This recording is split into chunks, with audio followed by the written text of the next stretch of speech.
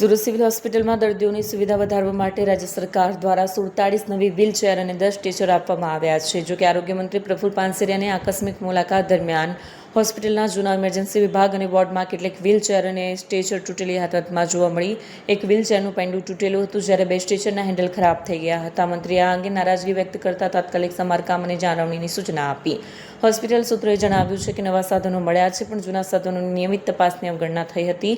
હવે દર અઠવાડિયે ઓડિટ કરવામાં આવશે. દર્દીના સંબંધીઓએ રાહત વ્યક્ત કરી પણ જાળવણી વ્યવસ્થા સુધારવાની માંગ કરી.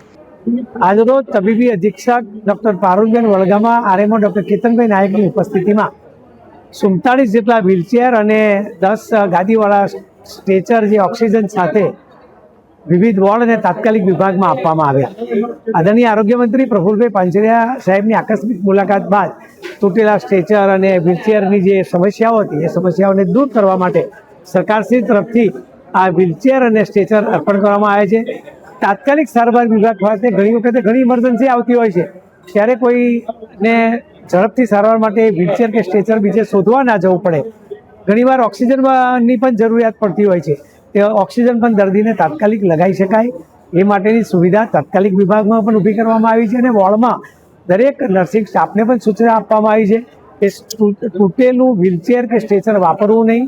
જેને જે જરૂરિયાત છે એ મુજબ વહીવટીતંત્ર સિવિલ હોસ્પિટલ કટિબદ્ધ છે.